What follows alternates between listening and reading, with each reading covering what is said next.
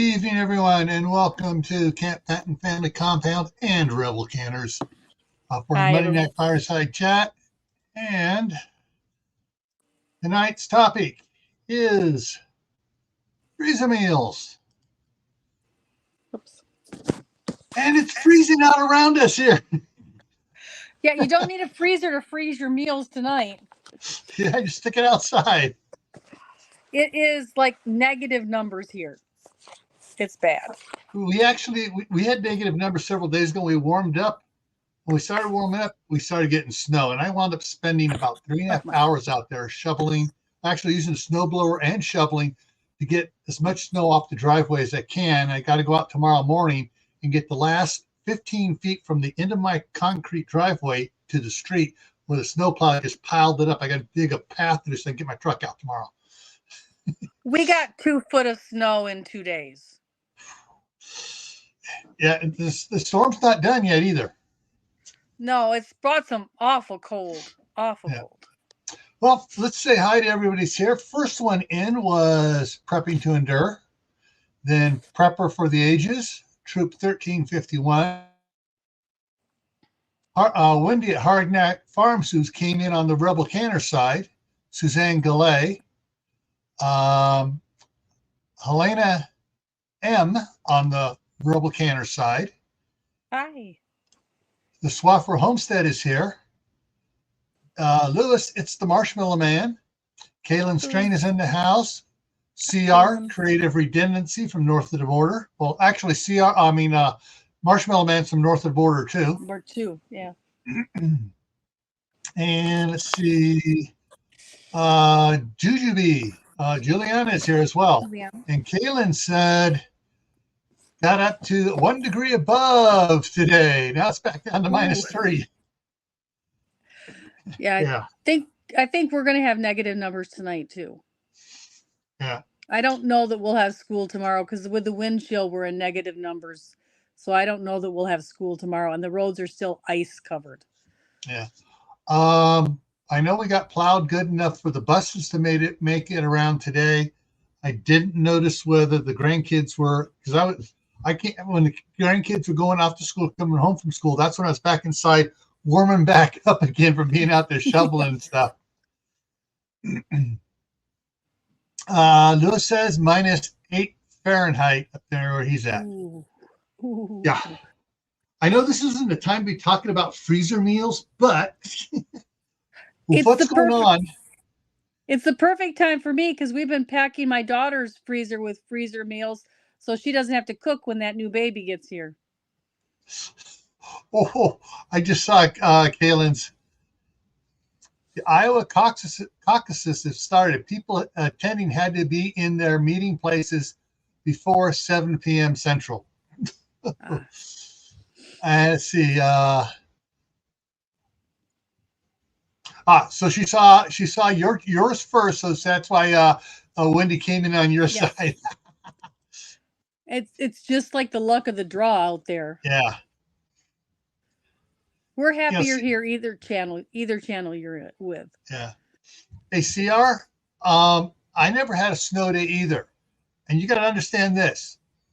And I was a senior in 1975. March 31st. It's nice and warm, warm relatively speaking, being up at the north rim of the Grand Canyon. And not a cloud in the sky. And, we're not bundled up going to school. The next morning, April 1st, 1975, 3 feet of snow in the morning. My dad was up at 5 o'clock. He was the maintenance department up at 5 o'clock with a motor grader cleaning the streets. Everybody had to go to school. Well, of course, for me, it was just walking across the field to get to the school. Well, we had the blizzard of 78, and we kept our place. Ran a gas station / restaurant. It was called Stuckey's. My mom and dad were managers for a local Stuckey's, and we kept it open just for people to warm. They got caught in the blizzard on the highway and couldn't get off. The snowplow trucks were actually picking people up off the highway and bringing them to us as a warming station. And we kept the coffee all night going for the snowplow guys so they could get people off the highway. Yeah. Okay, and we have Katrina's here.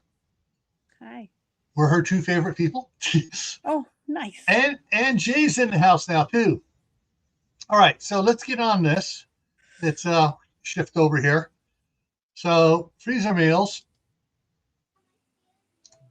I totally forgot about doing these things. My mom used to do this. Get the little aluminum foil loaf pans. She would then, get the meal all ready to go back in the oven. She would wrap it with saran wrap and then put foil over the top so that in case the saran wrap got poked. And she used to do those. I mean, some of those were absolutely delicious. Oh, the little individual lasagnas done that way. So good. Yeah. I've done this. There are certain things I will put in a Ziploc, especially if it's not going to be in there more than 6 months. Yeah. Otherwise, I go something more sturdy, and I got that to show you here in a second. This is recycling at its best. We do that here. Taking those trays and stuff and recycling those. Along that line, hang on, let me take us down again. We recycle these things and use these things. This is what the packs of lunch meat come in. Yes. The turkey or the ham or whatever. Yeah. Yep. And we have tons of these we recycle and use to put that in there. Those little Chinese trays, the little black ones, you can actually buy those at Gordon Foods and at Sam's Club. Mm-hmm. Yeah. And let's see. All right, here you go, going with the actual food saver or seal a meal. Come on. There we go. Okay, since Ball no longer makes tempered glass freezer jars, they got plastic freezer jars. Of course, we also happen to have those from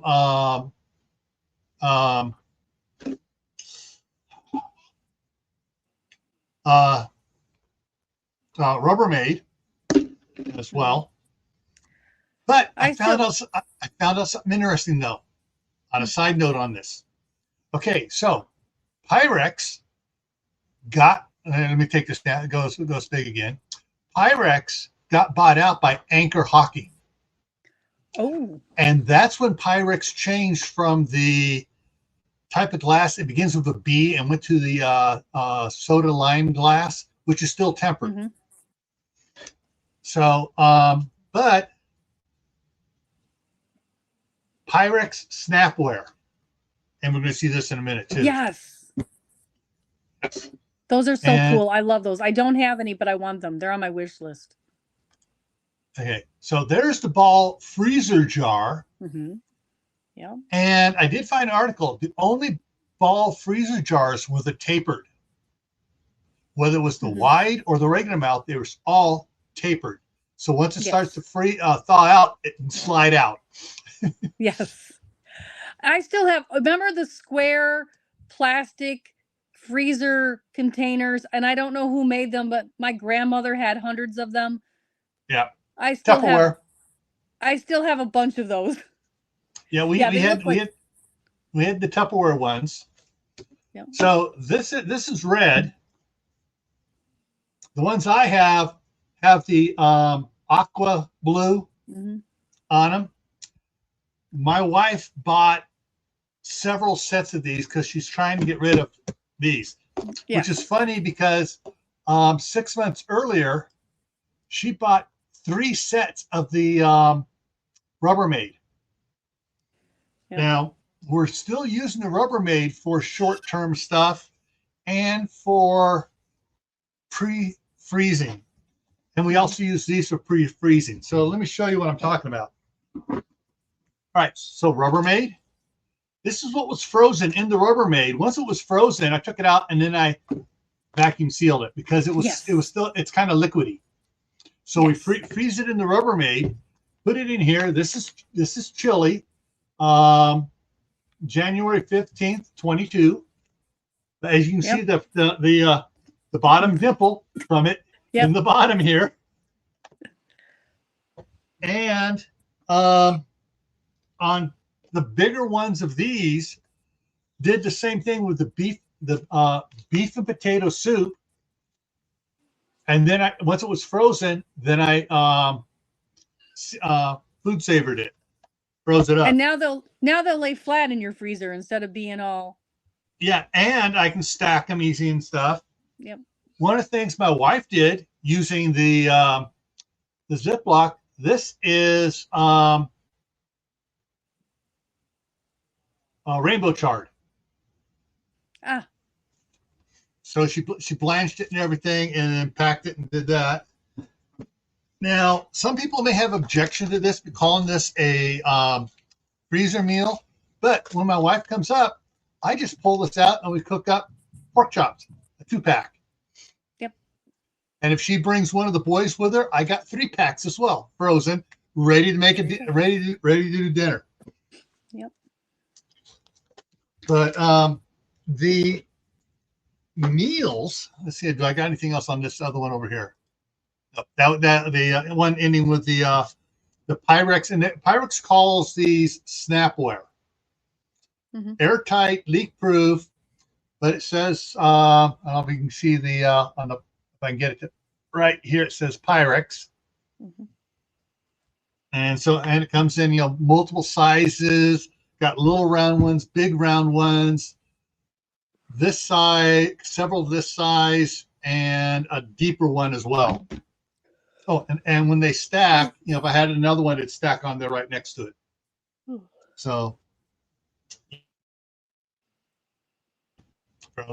you can freeze in these and leave them in there, or you can freeze and seal meal it. Yes. Or food saver. I grew up when it was written. The first one that was out was seal meal. Yes.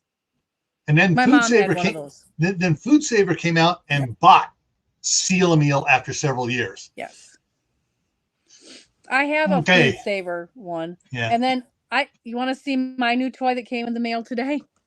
Yeah.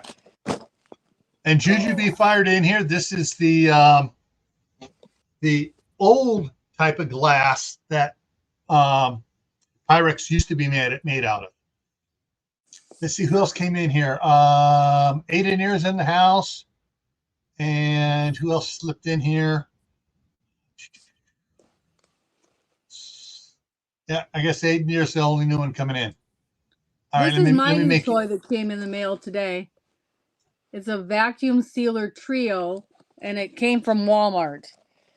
Well, it didn't come from Walmart, but it was shipped through Walmart, so you can buy them at Walmart. I haven't tried it yet. I'm going to try it. Yeah, I noticed Walmart's has stuff online that they're not carrying in the store. So their online is their goal is to make online compete with Amazon. And then this is what it looks like. It's a little rechargeable vacuum sealer. Cool. And it has, trying to get it out here. It has the lid like this that goes over your jars. So this is for mason jars or bags. Cool.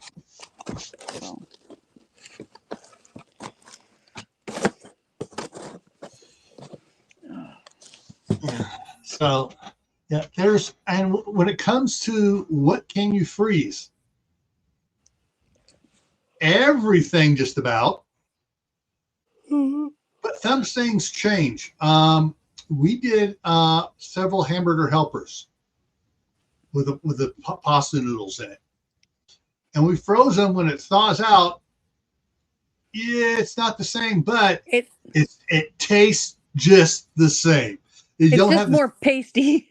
Yeah, and once it's heated up and stuff, and it's not as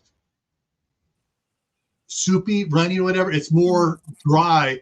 If you wanted to, you could add a couple tablespoons of water to it to make it a little like it was before. But hey, it's like I just eating some hamburger helper. That's what I had for dinner today. It was frozen 3 years ago, And it's just like, hey, fine, plop it in the bowl, heat it up, mush it around, heat it up some more, and eat it. Hey, Maccabeus, how's it going?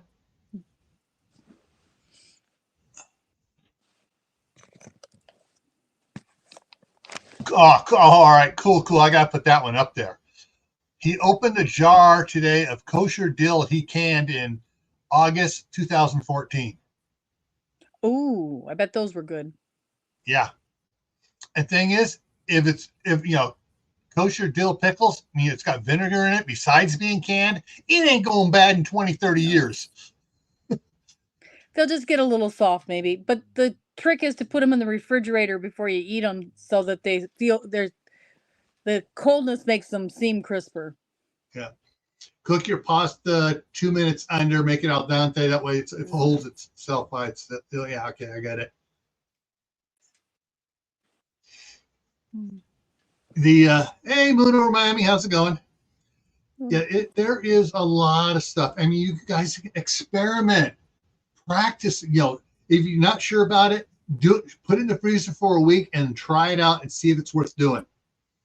That's the simplest way to do it. Just freeze some stuff, give it a week, thaw it out, see whether it's worth doing or not. With me, I grew up doing a lot of leftovers to school and at work, and so I eat a lot of the stuff cold. Like a hamburger helper cold, mashed potatoes with beans and stuff next to them, just piled in a container, cold, because they didn't have microwave at schools when I was growing up. They didn't have microwaves at work most of the time, especially when I was working construction. There ain't no microwave within 5 miles of us.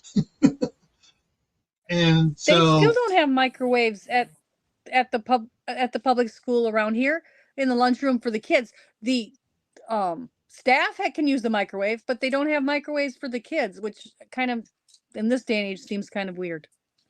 Yeah. The high school I graduated from in '75, I was emailing back and forth with one of my classmates, and she was saying that her grandkids going to school now, they have several microwaves set up for the kids to reheat their food from home. Because they don't have a cafeteria. They do not have a cafeteria. Small town, everybody brings food, and they put in a couple microwaves rather than, so they just, everybody microwaves what they want. They have a cafeteria eating area, but not a cafeteria kitchen.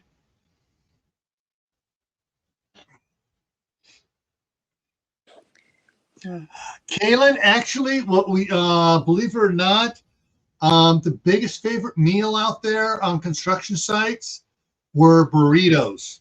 And some of the guys, all right, I'm going to get racial here. It's not meant as derogatory. Some of us white guys would pay the Mexican guys for their wives to make us some burritos. And we paid and those were we paid top dollar for those just because they were so good. Oh, you don't need to pay so much. These are better than we can go down here and buy down wherever whatever the place, good burrito place is.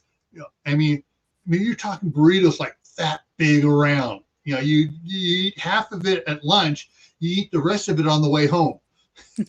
Yeah. Yummy. Okay, question. Would you pre-cook lasagna? I've done it both ways. I prefer to use the lasagna noodles that you have to cook, and so I bake it partway through and then put it in the freezer. I like lasagna. It's always better reheated, so I usually just bake 2 and put 1 in the freezer when I'm done, and then I just pull it out and reheat it.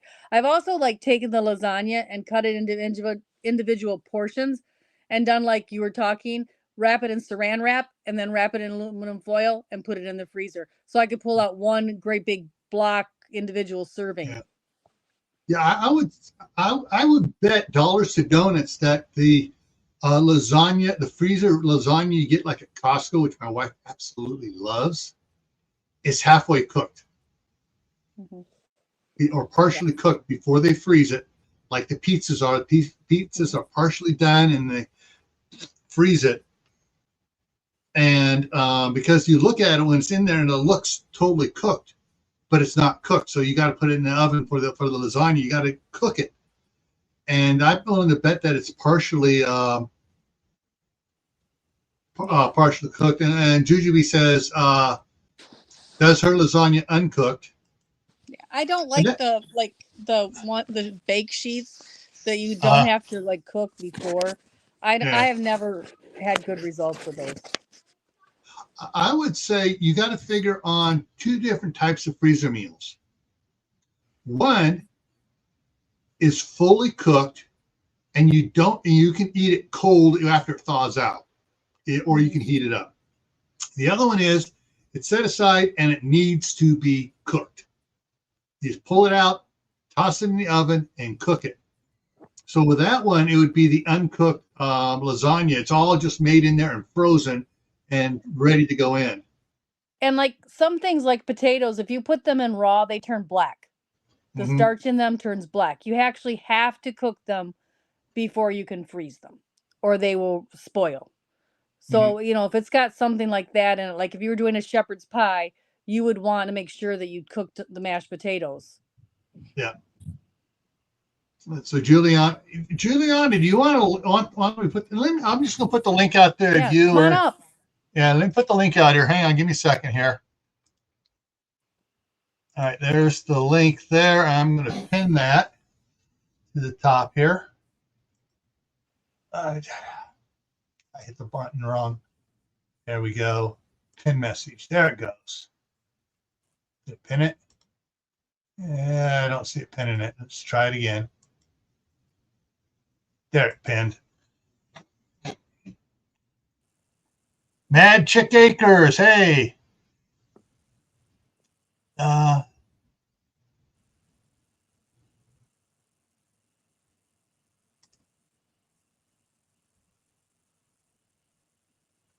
Cool. Oh, yeah. That's a good idea. I've done that too with some things. Yeah. Now, Scout Camp, the food saver meals, I mean, we would do, chili, soups, even chili mac, freeze it, cook it, freeze it, put it in the ice chest to take it up to, there she is, put it in the ice chest to take it up to Scout Camp. And so the first one back to the campsite from whatever's activity going on at Scout Camp would put up water on and get it boiling. Mm-hmm. And as everybody shows up, they pull out their meal, whatever out, and they would drop it in the boiling water, and it would, heat up their chili, whatever it is. That reminds me of my favorite freezer meal, and I didn't even think about this one being a freezer meal. I take and break 6 eggs and scramble them in a Ziploc bag. And then when we have leftovers, like if we have like a little bit of cheese left in one of the bags, I'll throw that in. If we have some leftover bacon or ham, I'll throw that in. And then you do 6 eggs because that's what my quiche recipe is. So I can either take that out and make scrambled eggs, I can make an egg bake, or I can make quiche. So when I have extra eggs, I freeze them 6 to a bag raw, and then throw in pieces of vegetables. And then by the time I got that bag filled, it's ready to make a quiche or scrambled eggs or egg bake thing. Didn't try that on Scout Camp. I'm going to let the new Scoutmaster know about that one. Yeah, and then you can boil that right in the bag, and you have a scrambled omelet. So whatever leftovers you've thrown in that bag. And again, I only picked the number 6 because that's the recipe for my quiche. So I mean, I know is that a lot of the Scouts love scrambled eggs. Mm-hmm. They hate cleaning the pans up for cooking up the camp cooking stuff. Yeah. And that's why I like to boil them in the bags, especially if you got a lot of people. And when we go camping, we have different colored clothespins, and you can just stick your clothespin on the top of your bag so you can know whose bag it was. Like they'll make their omelet, put it in the bag, and then put the clothespin on it. and then we stick them in the boiling water, and then they're done in just a few minutes. It's really quick and clean, no cleanup. Yeah, Mad Check Acres had a question here in the side chat. I don't know if you can see the chat or not. I can't tonight. Yeah, she goes, Tammy, did you change your cell number? Evidently, she was trying to call you. I've had this one for a while. Yeah. My email has not changed. It's still rebelcanners@gmail.com. If you email me, we'll communicate. And then I don't want to give my cell out here. Yeah, I wouldn't give it out here either. Yeah, no. Okay. Yeah, I mean, not just scouts. It'd be great. Anybody backpacking, just going out camping and stuff. You have some stuff. You freeze some freezer meals, and you wrap them in that not the bubble wrap, but they have that thin styrofoam stuff that for packing, like China and stuff in. You wrap it up in that so it's really well insulated, and then put it in a bigger Ziploc, get 2-gallon Ziploc bag or whatever, and put it in your packing amongst all the clothes. It'll stay cold, for several days. But you just open it up, pull out. Oh, this is what we're having. And by the third day, then it's still cold, but it's defrosted enough where it's going to cook quicker too. Yes. And you don't have to worry about eggs breaking in your backpack if you've sealed them in a Ziploc and then double sealed them in another Ziploc.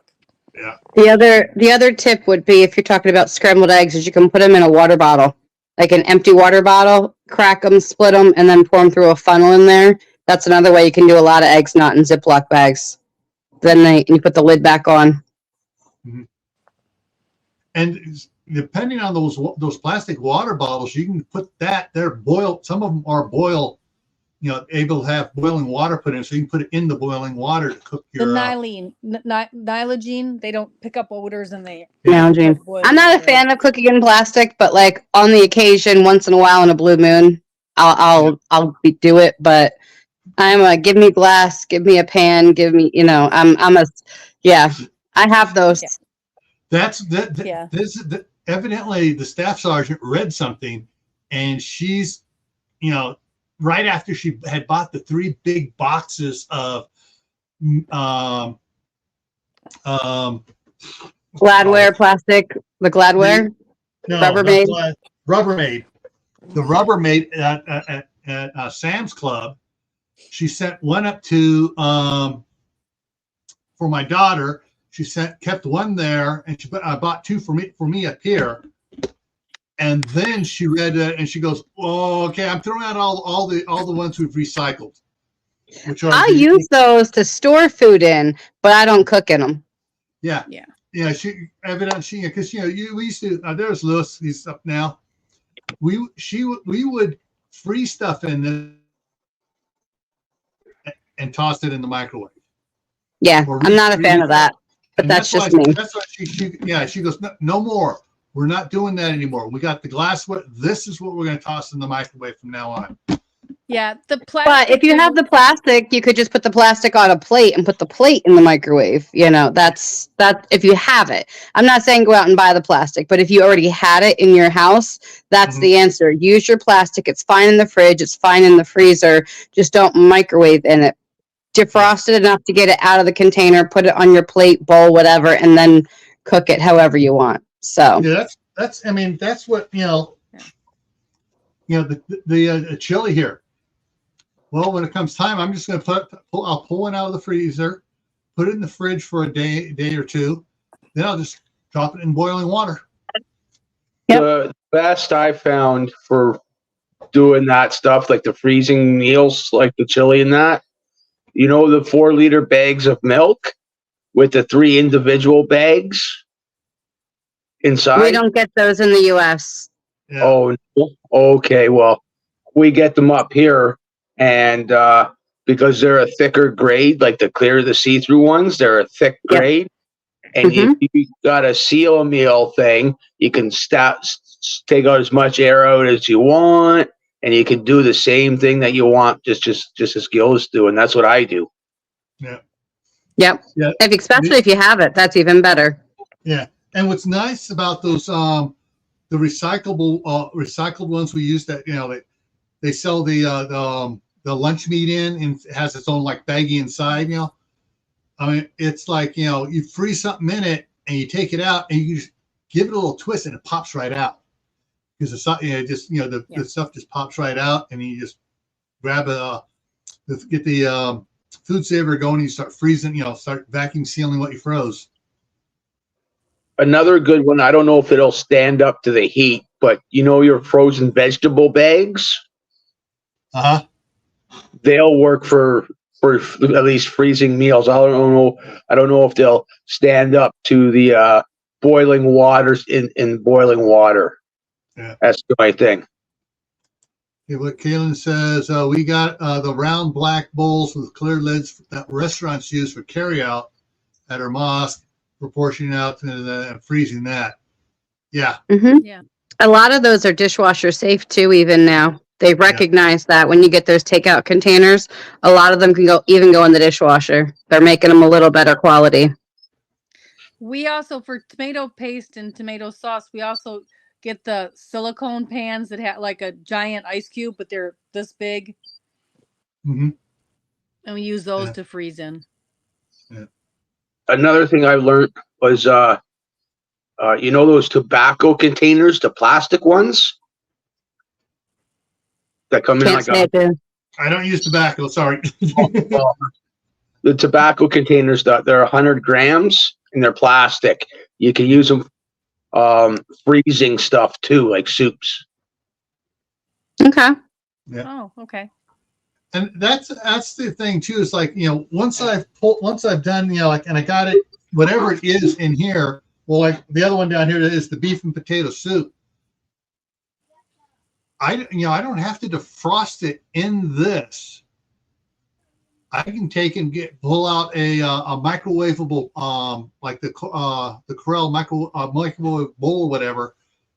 Open it up, put it in that, let it defrost in that, and just put the bowl in the in the microwave, and that's what I do. Heat it up in that. Yeah. Yeah. Yeah. Except for camping, I don't cook in plastic at all either. I will never use a crock pot liner unless I'm on vacation. If I have to cook, then I will use a crock pot liner because I don't want to have to cook and do dishes on vacation. Yeah. So, like, maybe once a year, I'll put plastic in my crock pot too. Yeah. All right. Let me check the schedule here. Do I got freeze dry on there? Freeze dryer. I hadn't put anything on freeze dryer because this, it's a great thing, but we can't afford it yet. And my wife said, we're not going to get one until after she retires and she's up here and she has a chance to go use April. So April, person here in town said, you want to use ours? You're not using it half the time. Coming over and practice on it. And so, well, they're expensive and you have to have special electric in your house for them. You can't just plug it into the wall. Right. It depends on the model. The larges take the 220 like your washer and dryer. Mm-hmm. Medium and small you can plug into 110. Oh, okay. I've never seen those. I've only ever seen the washing machine plugs. Yeah, so you have to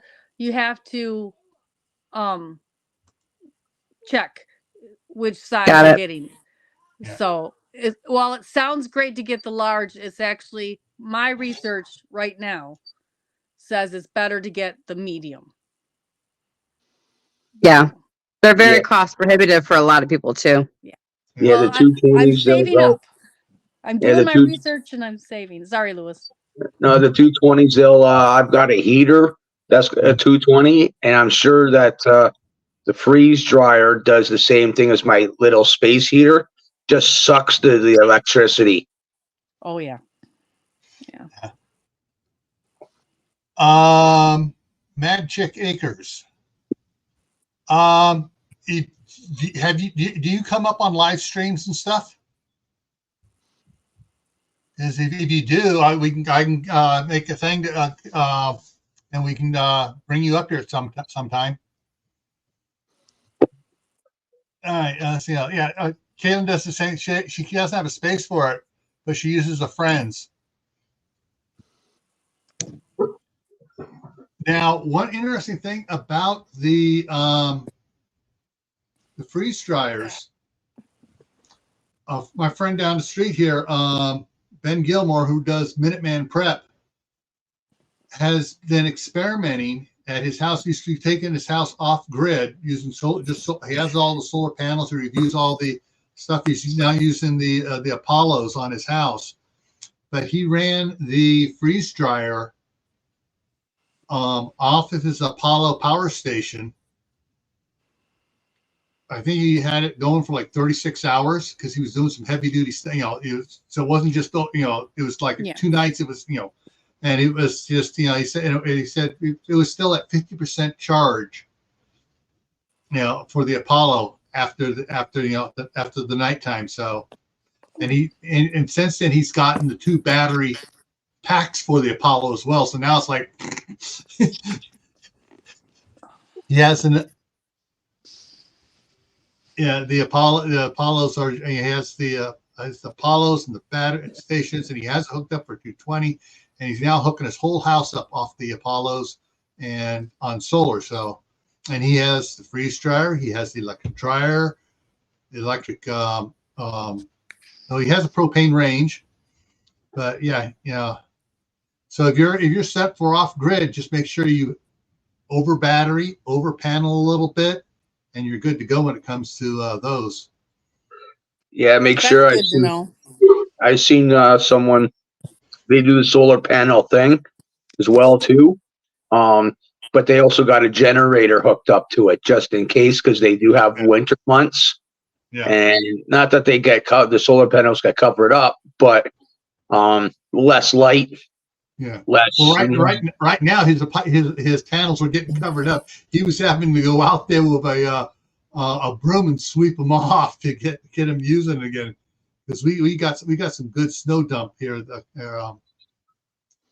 this last weekend and stuff. But the freezer meals, if you are off grid and you have the electrical and you got the freezers, you don't have to worry about the grid going down because you're off grid and you're just freezers and stuff, and keep all the freezer meals safe. Mm-hmm. Yeah, I got some freezer meals too. I just put them in those milk bags I was talking about, and whenever I feel like having them, they're like an MRE, frozen MRE, like what the Army has. Yep. That's my maintenance guy came, I think, for the 5th time to try to fix my ice maker last week. And I was taking my freezer meals out of the freezer, and he was like, they're so beautiful and colorful, and it looks just like what you have behind you. And he was like, what are those? I was like, it's my kid's dinner. He goes, who made them? I was like, I did. He goes, that is so smart. You are a genius. I'm like, I'm just lazy. I'd rather do it all in one day for like a week or 2 than have to dirty everything every day all the time. Yes, when I can my pasta sauce, and I do it in a 1 liter jar, and it always makes too much spaghetti, but I'll have like a meal out of it, and then I'll make like 2 or 3 more in those milk bags, and then put them in the freezer for another time. My tomato sauce is in the freezer, flat in Ziploc bags, in 23, 24-ish ounce sizes, like a jar sauce, but it's from the tomatoes and they're frozen flat. So I just pull 1 giant square at a time, and they defrost faster that way too, versus in a jar or a small chunk versus flat and thin. Yeah, even when I go to make like casseroles or something, I always make too much, and I intentionally do it, right? And then I don't have to make a casserole or spaghetti for a bit. I got something in the freezer, Well, like we were talking about lasagnas earlier, it's just as easy to make 2 as it is to make 1. And if you're going to make 2, why not make 3? Because if it takes you 45 minutes to make a lasagna, it takes you an hour to make 3. It's just when you're multiplying it out, as long as you have the space for it and the money to afford all the stuff at once. And like for me, I don't use ricotta cheese a lot, so I'm going to make as many whatevers if I'm making a baked ziti or a lasagna to use up that ricotta cheese so it doesn't go bad, and then I'll freeze it. So it'll be like 1 for tonight, 1 for the freezer, 1 for tonight, 1 for the freezer. That's the easiest way I can tell anyone who's scared to get involved with freezer meals. Just double your dinner. in almost all cases, double your dinner and put one in the freezer. And at the end of the month, you have 30 meals in your freezer and you don't have to do anything. And then, like you were saying, Gil, like throw it in the freezer and try it. Just put one serving in the freezer, because then if it doesn't work, you didn't waste the whole meal. Yes. Just put one little serving in there, and then in a week, come back, defrost it, and try it and go, I don't like that, or okay, that's all right, or oh my God, that was amazing, great. And then you can make a mental note of that will work. And that's one of the things I like about the seal meal. This is the half wide bag. The other one's about that wide. So you can, the narrow one you can use really easy for one serving, freezing one serving meals and stuff. So John Prater, asked, how cold is it here? It's 20 below in central Ohio. Well, here in southeast Idaho, it's -1 tonight, but and we're going to be warming up a little bit tonight and tomorrow. We've got no snow, but for the rest of the week, it warms up and we're getting snow. 31 and snowing here in Virginia. Kids have no school tomorrow.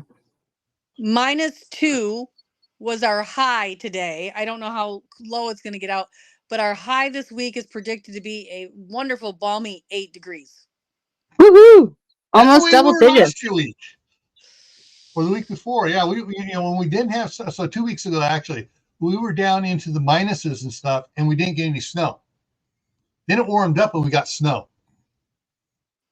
Hey Wayne, how's it going? Becoming Dangerous is in the house. Oh, Patty's here, the tinker's wife. Woo-hoo. Oh, hi. So yeah, I mean, it's and the thing is, for me, now that I have the seal meal here, it's like I can experiment and see what works good in the freezer. No. Yeah, I've done all that experimenting. Yeah, I've done all that. There's a few things I could probably experiment still with, but for the most part, because I don't turn on my oven unless I make something. And like you're saying there, Julian, there, I when I cook in the oven, it's bulk. I make 3 or 4 things. Like say, I don't do lasagnas, but if it was lasagnas, I'd make some of those 4 by 8 trays, those big ones. And I'd be, if I can fit 4 of them in there, that's what I'm making, and then gonna freeze it all right. But mostly it's casseroles that I make. And it takes the same amount of propane or electric, whichever it is, to make 1 in the freezer as it does or in the oven as it does to make 4 in the oven. Yep. So you're really saving money when you do it that way too. And you can take advantage of all your sales. And if you have an electric oven, you want to fill that, you cook as much as possible at one shot in that oven, because electricity is off the hook. Yeah, that's the way I'm always like, because I even make bread, right? I put as many as low as I can fit in there. Oh, Belt Loops here. Hello. Yeah, and bread is something that freezes well too. If you wrap it well, you can freeze it, and it does good. All right, and Chief Tech is which is Mad Chick's other channel, is watching on both channels. So you're getting double hours there, Tammy. Perfect. I need it. I've kind of slacked off this month. I'm a little burned out, so I haven't been doing the video. Haven't been doing the daily 2 videos. Yeah. Yeah, I know YouTube is really hammering my other channel, Gray Man Prepping. I mean, I've even going in and I do not allow you to manually stick. If you have a video that's over 8 minutes long, you can manually place where you want the ads to show up. They're just not playing ads on any of my videos on that one. I'm well over on hours and everything else, and now my hours are dropping off big time. It's like they're shadow banning me because I got people prepared. Well, mine is doing weird things because I'm so close to the bench. I set 3 benchmarks for myself, which are 3 big ones. I got my number of videos done by the end of the year.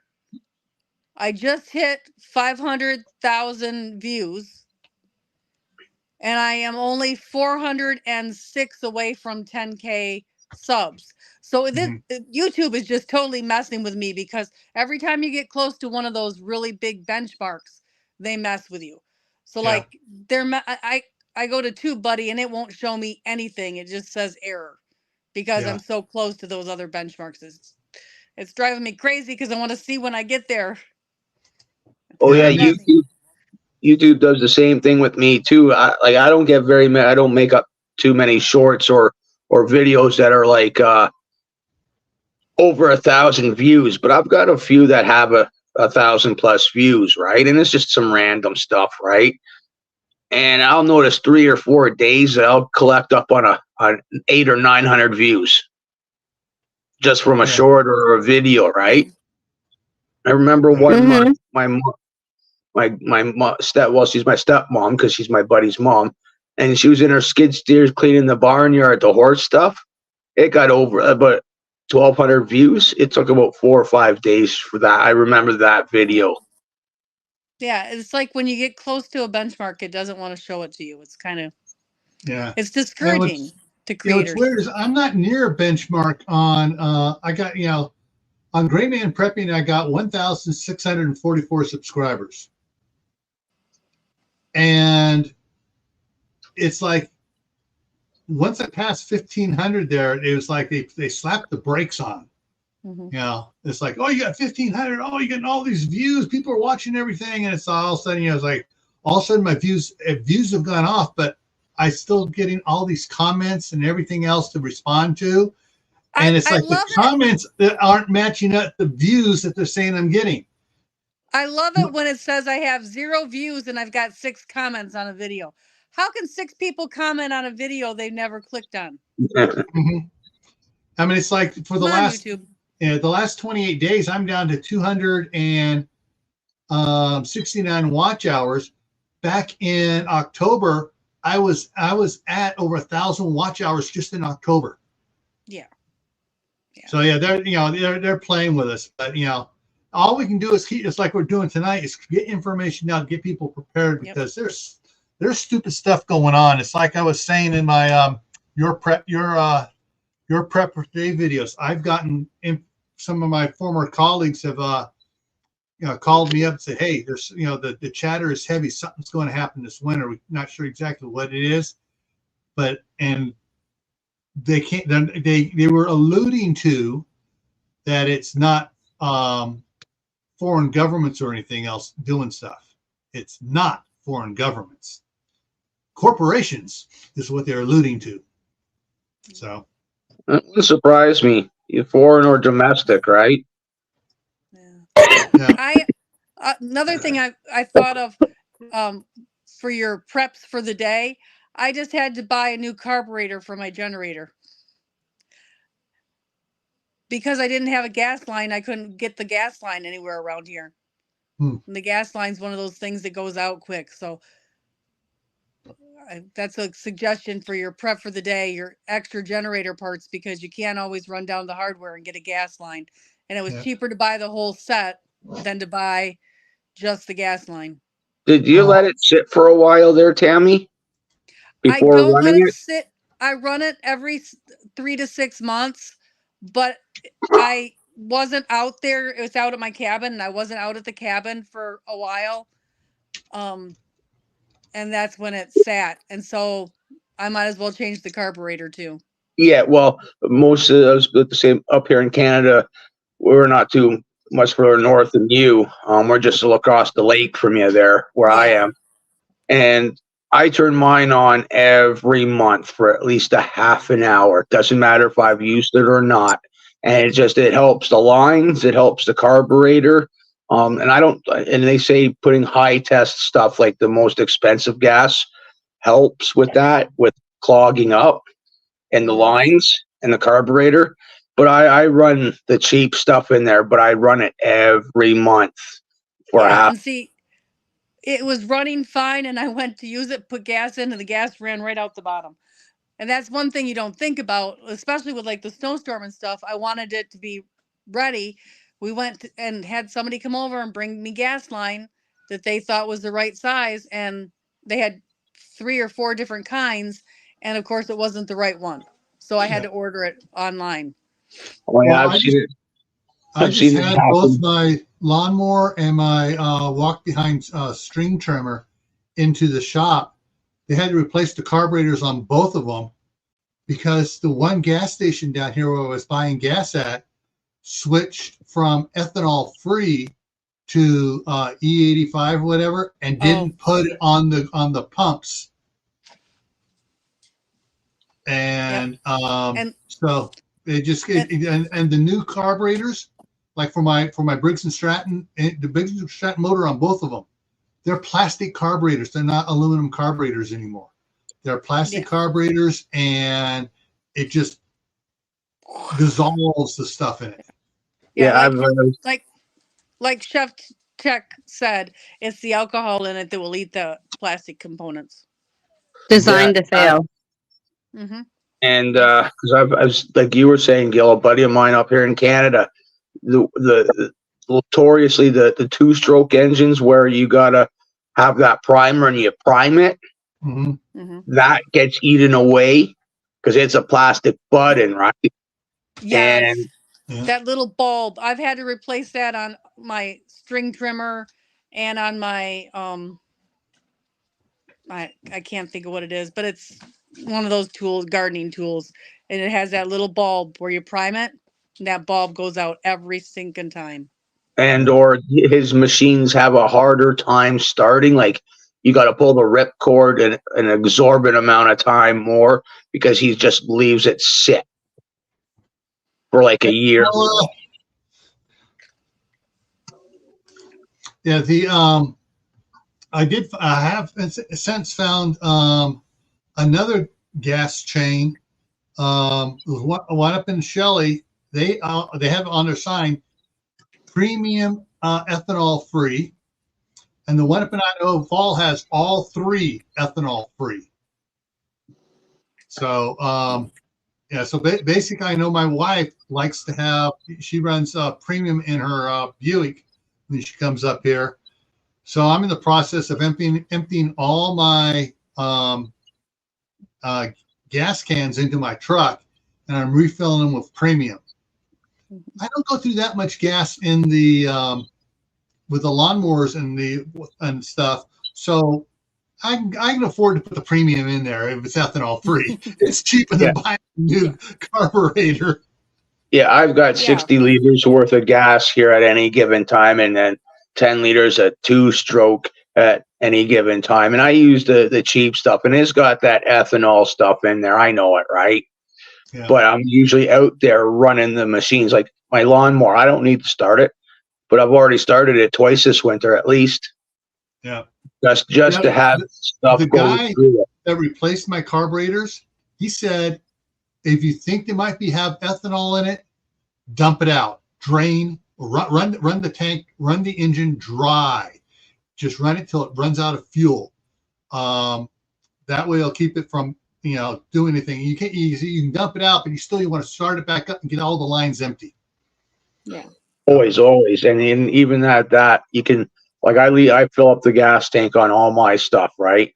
But I run it at least once a month and just to have it, not that it's sitting there, it's just, like you say, it's not gunking up in the carburetor and stuff like that. Mm-hmm. Yeah. The getting back on topic here. Sorry, that was me. No, I know. Actually, I started it when I went from the freeze dryer off to solar and generators, and we went off that way on it. I started the train off the rail. One of the things that I think is probably going to be the most interesting thing I'm going to try. All right. Let me go through this right. Smuckers and Welch's in the glass jars have high fructose corn syrup. The Smuckers and Welch's, for the strawberry and grape jellies, jams that are natural are in the plastic jars. But And those they plastic do. jars are really fluted and stuff. Well, I'm thinking about, I'm going to make homemade soup, put it in there and toss that in the freezer. That way it has all that fluid in it, so it can expand and contract and not. They do put, Smucker's does make the naturals without the high fructose corn syrup in glass jars.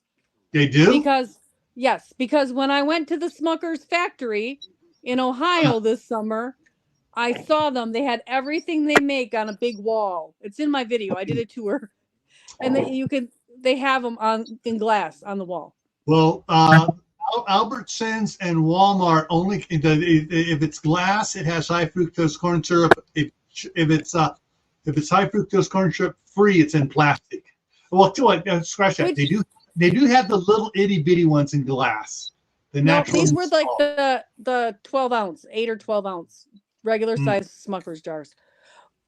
But that's really funny that they do that, because the people who want no high fructose corn syrup usually are the people that like their food in glass, not plastic. So that makes somebody's not thinking that through. Yeah, but It's probably cost related. If I had to put money on it, that costs more to be the all natural. So putting them in the more expensive glass jar is going to make it even more expensive. So they're shoving it in the plastic that's cheaper, lighter, thinner. That would be my business perspective outlook on it. That's money. True. But they don't care about anything about your money. How can they make the most? Yeah. Yeah. The smaller jars that are about that big around, about that tall, the ones my daughter gets for her, specifically for her oldest son who is on the spectrum, he reacts to high fructose corn syrup. Yeah. But she gets him the natural jams and jellies, and because she has down in the basement like 20 jars of the Smucker's strawberry that she doesn't want to just throw it out, and it doesn't seem to be affecting the other kids yet. But I've been eyeballing them, keeping an eye on them and stuff. And it's just, So I just looked at my Walmart right now, Gail. I can buy a 17.25 ounce jar for $3.87 of the natural strawberry Smuckers in a glass jar. So it's your area not being sold. They're not carrying it for whatever reason. Yeah. Because it took them, all they had were the smaller jars until about for the first year or two that they were carrying, they just had the smaller jars, and they finally got the bigger ones, and they were plastic. So I don't know. Maybe when they get the new shipment in, they'll start being glass. I can have it shipped to me on auto delivery, so I'll never run out. Walmart just told me. Like I said, Walmart's trying to compete with Amazon, setting stuff. It'll never happen, though. I know. Well, they got to get better at their delivery, because the box I got from Walmart the neighbor brought it into me. It was sitting at the end of my driveway behind my car. Amazon, their delivery person who knows this house way too well, she always puts it up by the door. Yeah. Rebel, has your Amazon person knocked on your door and done a wellness check because they haven't been to your porch in a while? They wanted to make sure you were okay. Mine has. It's not me. It's Becca. It's Becca. It's not me. Mine has. Mine has. There's too many people out here. If I can get it delivered to my house at the same price or within $1, I'm not leaving. You could bring it to me. And my Amazon man was delivering about a week ago, and he's like, I haven't seen you in a minute. Is everything okay? Were you on vacation? Do you need something? Blink twice if you're in trouble. I'm like, doesn't Jeff Bezos know where you are? You are off your plan, Mr. GPS, because it beeps at them if they go off if they don't go the right way, their little device in their hand beeps at them, and it's like, you're not supposed to be there, because Big Brother's always watching. But yeah, my Amazon man does wellness checks. Does yours? That's the next level of toxic relationship right there. We're not going to discuss my relationship with Tom the Swans man, okay? All right. I remember my first Amazon delivery. The amount of cardboard boxes I got. Holy crow. Yeah. Mm-hmm. Hey, Juliana, I think this comment's for you. I think this comment's for you. I'm at Fort Belvoir, so I am like 30 minutes from DC. Maybe an hour, depending on traffic and how many people are out there. Wayne, I don't know. That sounds like my UPS man. My UPS man does that.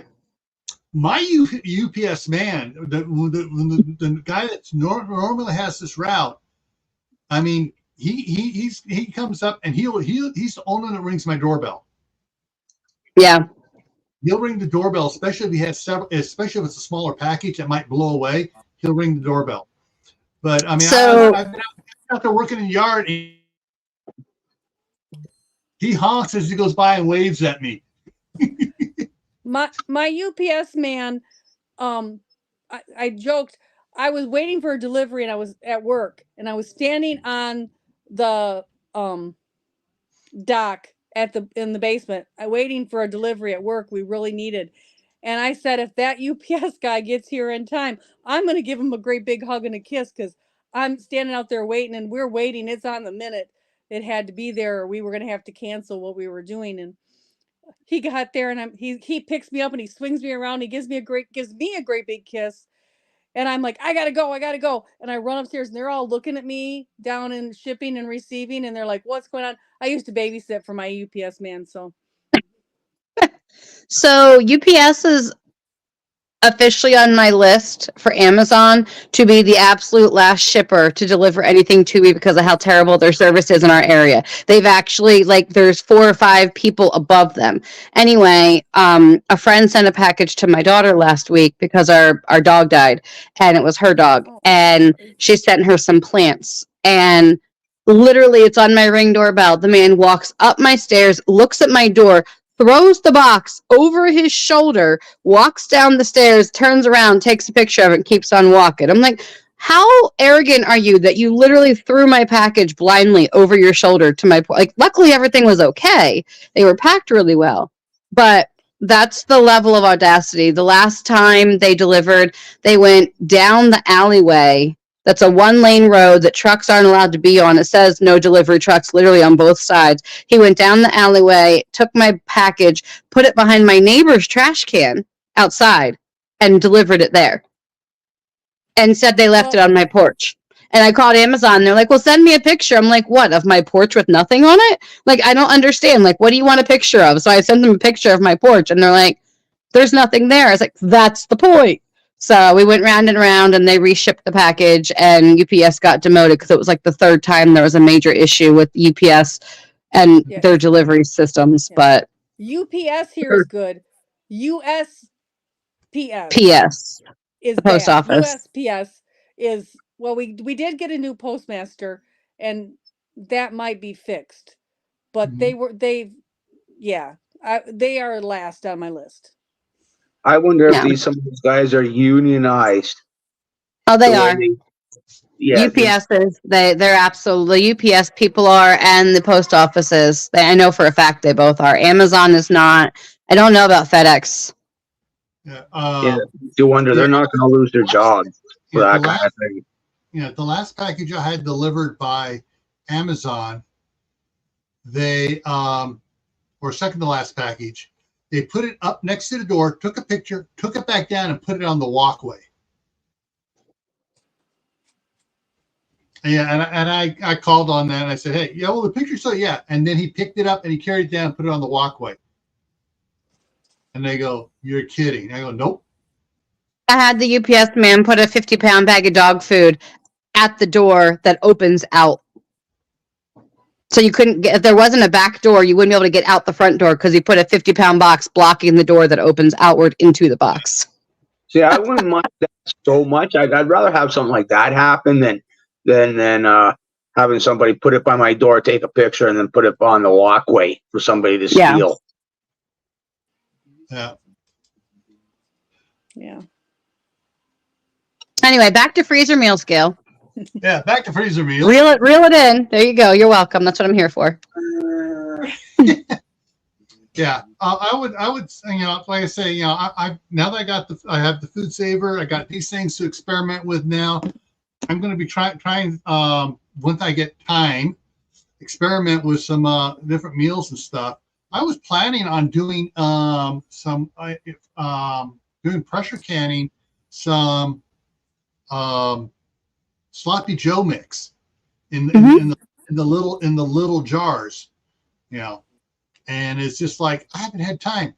I mean, like today I spent 3.5 hours out there shoveling snow, and using the snow blower and the shovel, trying to get it all off the driveway where I can get out tomorrow. And I've done sloppy joes in the summer with my peppers and tomatoes with the kids, and I'll do it either by just the sauce or with the ground beef, depending on what I have, and freezing it flat. I've done that. Yeah. All the work I'm doing out in the shop, because I'm kind of busy right now.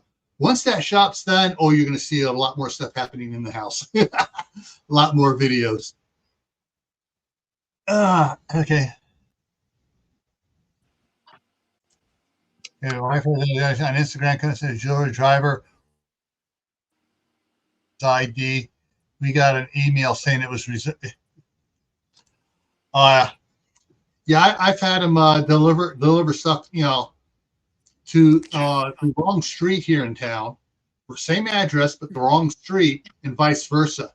And I call up, I say, hey, you got to package me out. They delivered it the wrong address. What do you mean they delivered it? No. They delivered it to my address. I'm not my house. I mean, it's my house. They delivered it to. It's supposed to be a couple streets down.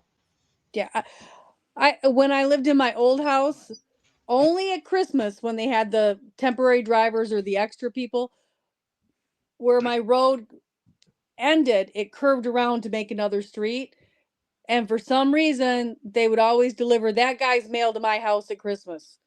And once in the summer, they delivered my mail to his house. It's like, I think you might have got a package that's mine. And he's like, yeah, I did. Here. I'm like, yeah, I'm the one that keeps bringing your mail back to you because for some reason we have the same together number, but not the same street. Anyways, about on the freezer meals, I know I have that one box that says ball canning in freezer jars on it. Mm-hmm. I just got to figure out which jars belong in that box, because my mom and my grandmother, I mean, they weren't. I know they weren't paying attention when they were canning blackberry jam, and so I just got to figure out which ones are the jars that belong in the freezer jar box. They'll either say freezer or, like you said, they're very tapered. They're wider at the top and narrower at the bottom. Yeah. Let's see.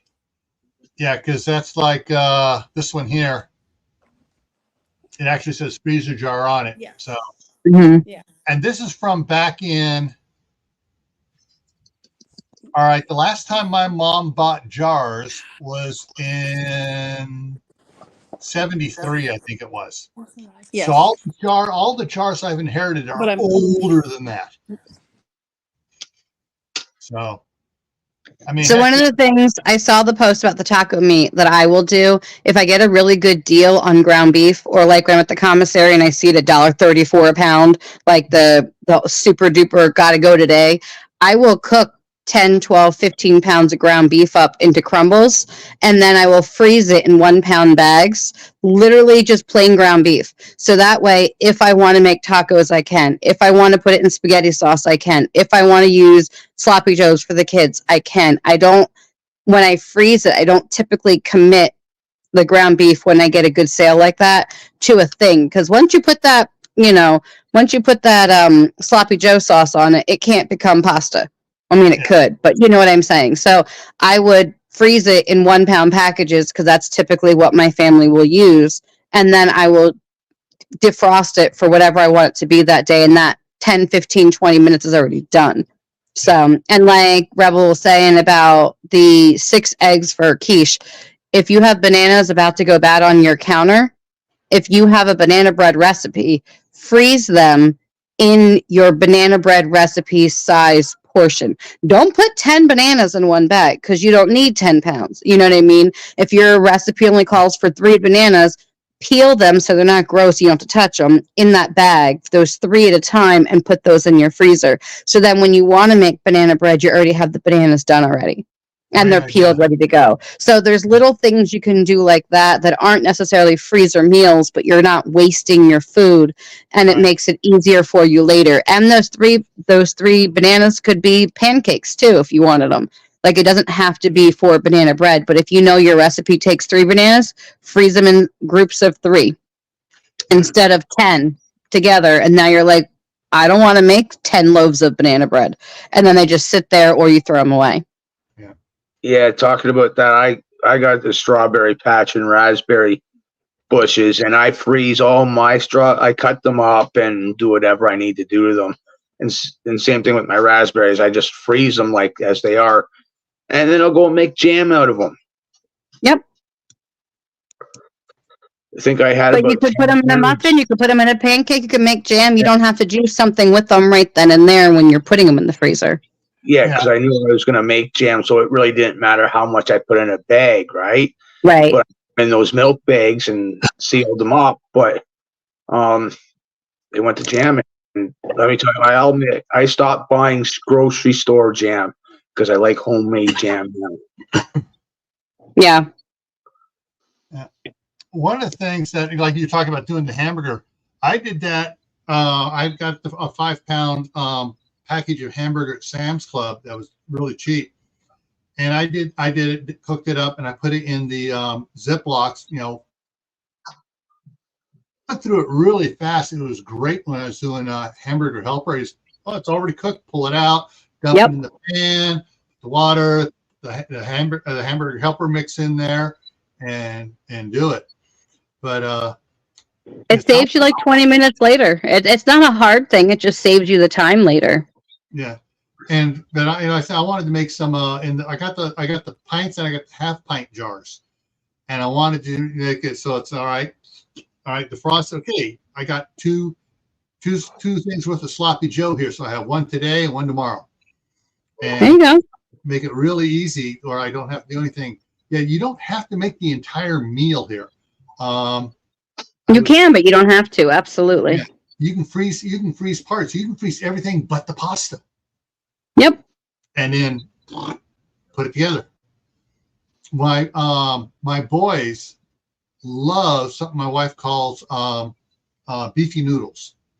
So extra wide egg noodles, but then the ground beef with a gravy, a light gravy on it that she makes up, and they love it. And when she makes it for them, she makes like 6 servings more than what she's going to need.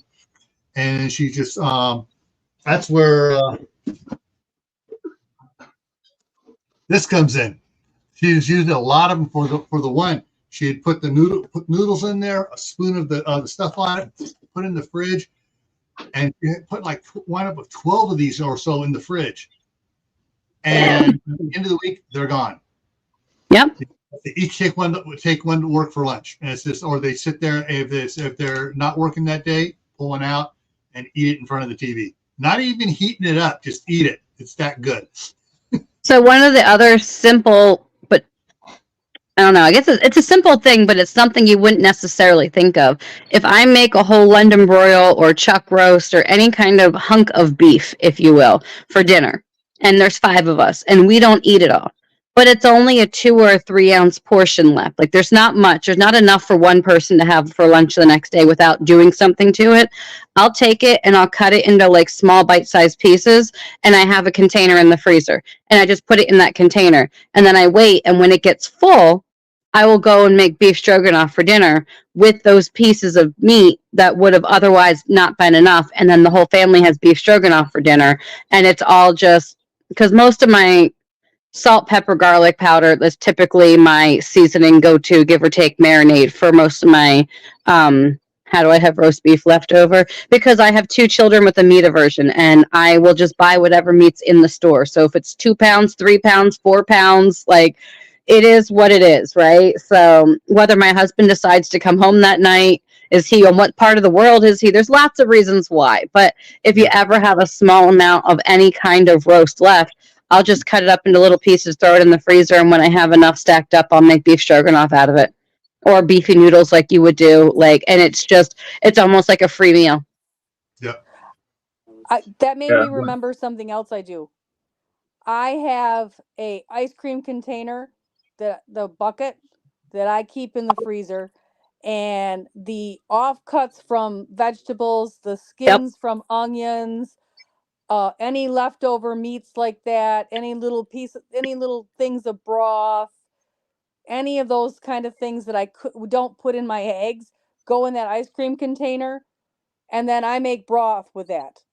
Yep. I have a bone broth bag too. All the bones go in there. My mother-in-law, my mother will come visit and they'll be like, "What is this in your freezer now?" I'm like, just don't touch it. It's not yours. Leave me alone. And You always told me when I grow up and have my own house, well, I do. Don't touch my bones in the freezer.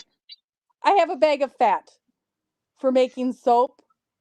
So all the chicken fat I cut off, all the beef fat I cut off, all the pork fat I cut off, all goes in that bag, and then I make soap with it. So I There might be have 3 jars of bacon grease in my refrigerator right now. So only 3. You're not saving all the liquid gold, or you're not that's making because enough I eat bacon for it. your family. I eat it. It gets used. But I'm like, there might be 3 jars in my fridge. Like, don't worry. We don't have any butter. That's okay. I have bacon grease. It's fine. Oh wait, just a minute. I got to get something. I'll show you. And Yeah, how my wife, when she was up here, the small container that came in the Rubbermaid one, it's about that big and about that tall. She's got all sorts of broth and stuff in from different things she's made here left over. So when she comes up the next time, oh okay, oh I got this, okay, and she's ready to make stuff again. yeah. So, That was Rebels, Christmas present. you have your bacon grease there. It makes me laugh because I make a salve out of the broadleaf plantain weed in the Yes. backyard for mosquito bites and bee stings and stuff. Well, the last batch I made, I guess I didn't put enough beeswax in it, and it gets really soft really quickly at room temperature. So we just Yep. keep it in the refrigerator. Well, this summer, my daughter comes to me and she's like, "Mommy, I don't know what you did, but this bug bite stuff is not working." I go, "What?" I'm like, "When did you put it on?" She goes, "All day. I've been using it all day, and it smells funny, and it's not working. My bug bites itch." The girl was rubbing bacon grease all over herself all day.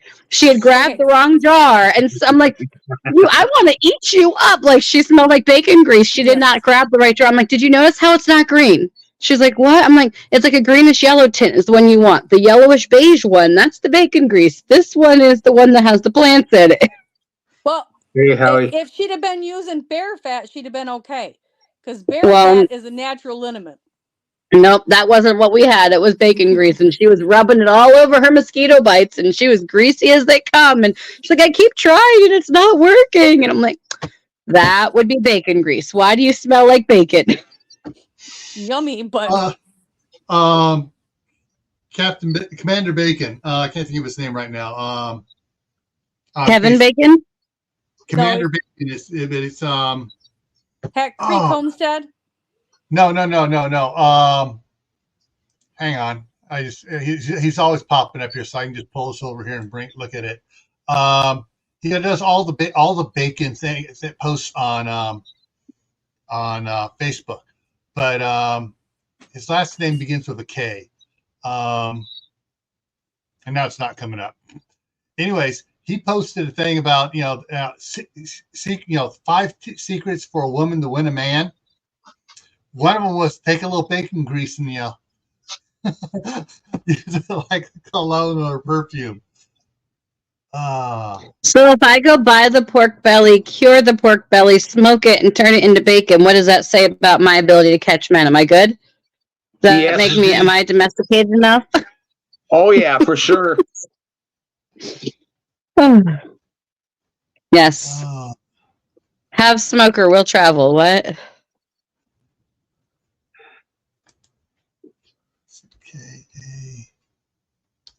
Oh shoot. Yeah, I can't find him. But yeah, you see, everyone calls him Commander Bacon. So yeah. No, he's not posting right now today, or I already read them all.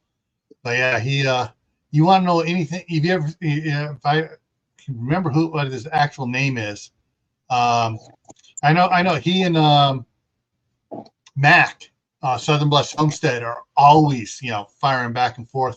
stuff about bacon and everything else on there, and tips for relationships.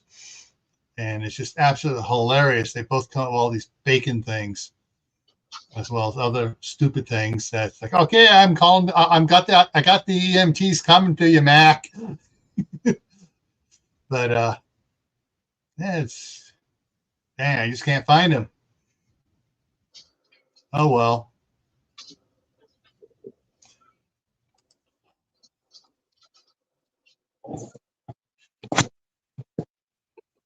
Yep. You go in my pantry, there's 2 pounds of Wagyu beef tallow. You go in my fridge, you got 3 jars of bacon grease. You go in the fruit drawer, you got 3 pounds of butter. I'm like, trust, like my house. Yeah. Okay, here we go. Found him. Doug Cobb, Commander Bacon. Okay. Oh yeah, he yeah. You want to know anything about bacon? Anything? He posts all these weird, Trivial Pursuit questions about the benefits of bacon. Actual, You can freeze bacon in your freezer meals. Yeah. But yeah, Commander Bacon. Yeah, you want to know anything about bacon and stuff? Yeah, he has it.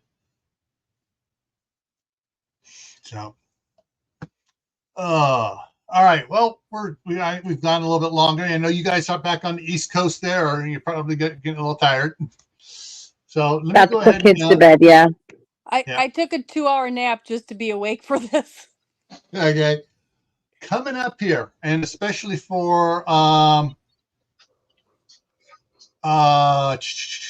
in this chat that was, I can't remember her name now. Chief Tech. Interested. So next week here, actually, I'm going to do the whole week coming up here. So tomorrow on my other channel, Gray Man Prepping, for Tactical Tuesday, the topic is don't wait for an emergency to get prepped. And another big channel from down in Australia yesterday put out a video. You don't need to get prepared. I was like, anyways, but so we're talking, it's this is talking about preparedness tomorrow, reasons why you do need to get prepped. On Thursday night for 11:55 Eastern time, you'll both be dead asleep, is the Midnight Ride, but it's also the we'll be talking about the cow pens from the Revolutionary War. It's the anniversary of it. And see, on Friday back here on Camppatton Found the Compound, the shelves are stocked, but who is lacking? You can guess where that one's going to go. Saturday on Gray Man Prepping, Survival Saturday is diet versus diet versus diet. And that was suggested, I believe it by Suzanne Gallet, who suggested high protein vegan recipes for those who can't afford meat temporarily. So they can be able to do protein and stuff, and they can't do it. Next Monday, I don't have a topic because Tammy is waiting the arrival of grandson. So I will come up with something by next Monday to do here for it. And the same thing for the following Monday, the 29th. There's no topic on that either. However, there's something special coming up on the 27th, Saturday 27th. I'm going to be streaming to both my channels. I have Doc Bones and Nurse Amy coming on again. So, and it's going to be an interesting one. And they're going to talk a little bit about kidney stones too. So, but they're going to talk about, the survival group, prepper group, whatever, medic. There's a lot of stuff they're going to be talking about. Who's going to be your medic? Who's going to, what they need to do, what you else can do to help your medic. And so we're going to talk about that stuff there on Saturday, the 27th. So that's what's coming up there. And thank you, Tammy, Juliana, Lewis, for coming up here. And thank you, everybody in the side chat for all your input. Great ideas there. And we will see. Hopefully, we'll see you guys tomorrow night on Gray Man Prep. It's Gray with an A, the American way of spelling it, not the European way with an E. Gee, I'm not prejudiced there, am I? Where's my flag to wave? And we'll see you all later. All right, take care and stay happy.